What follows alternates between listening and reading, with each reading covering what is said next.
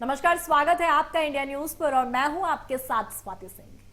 यूं देखा जाए तो हमारे किसान सबसे बड़ा वोट बैंक हैं, पर संगठित नहीं है, जातियों में बटे हैं और जब चुनाव आता है तो अपने हित की बात को छोड़कर जाति के पीछे चले जाते हैं। यही कारण है कि उनकी आवाज भी उस बुलंदी को नहीं छू पाती कि जिससे सरकारों को उनके हित में कदम उठाने में मजबूर होना पड़े।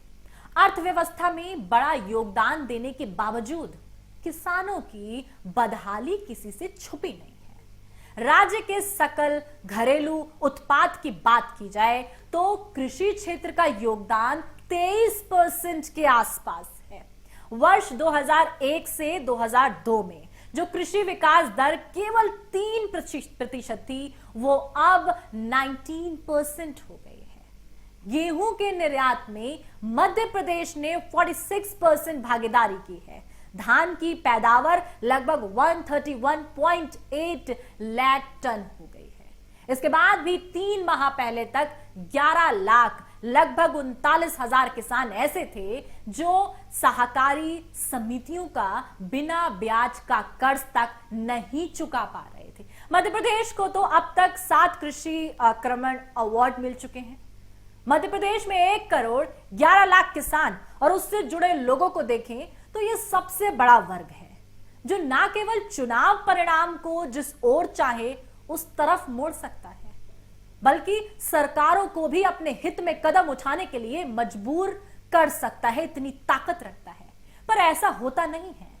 इसका बड़ा कारण इनका संगठित ना होना है। किसान जब भी चुनाव आते हैं तो जाति समुदाय को आगे रखते हैं, जबकि इसका नेटवर्क सबसे बड़ा है। 4,500 सहकारी समितियों के माध्यम से 40 लाख किसान जुड़े हुए हैं।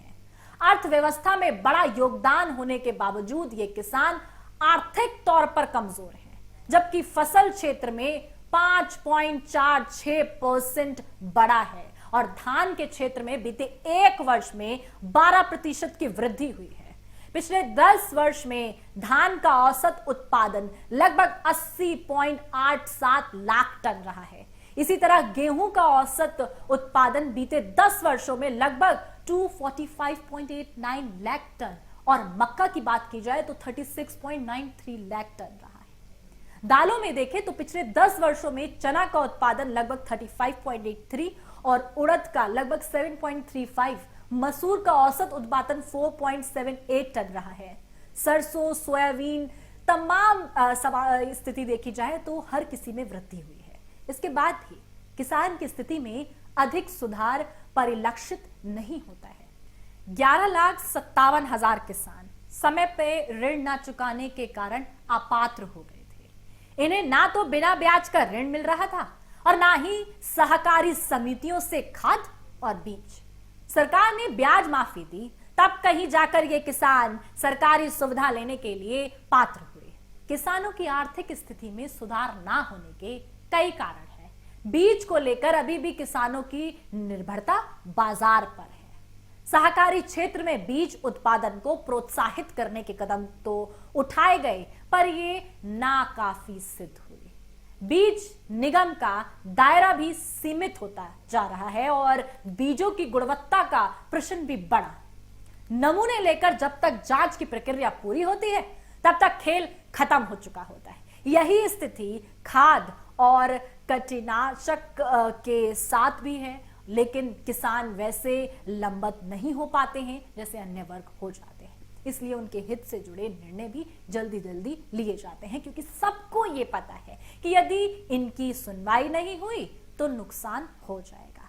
ऐसे में राष्ट्रीय किसान मजदूर महासंघ के राष्ट्रीय अध्यक्ष शिव कुमार शर्मा का इस पर कहना रहा है कि यह बिल्कुल सही है कि किसान और गांव को जाति साफ तौर पर समुदाय में बांट दिया गया है। पहले से इन्हें बांट कर रखा गया है ताकि ये संगठित ना हो पाए। जातिवाद का दौर है और किसान मजदूर भी इससे अछूता नहीं है, जबकि हम इस बात के पक्षधर है कि किसान और मजदूर की कोई जाति नहीं होती। वो अनाज का उत्पादन करके देश के नागरिकों के पेट भरने का काम करता है। कोई भी सरकार कभी ये नहीं कहती है कि फला जाति के किसान को ये सुविधा दे रहे हैं। ऐसे में किसान मजदूर की ना कोई जाति होती है, किसान सर्वश्रेष्ठ है, लेकिन किसान अपने अधिकार को चुनाव में नहीं खोज पाता है, वो सिर्फ जाति की ओर जाता है। इस पर आपकी क्या राय है? कमेंट बॉक्स में जरूर बताएं। अभी के लिए मेरे साथ बस इतना ही। देखते रहे इंडिया न्यूज। धन्यवाद।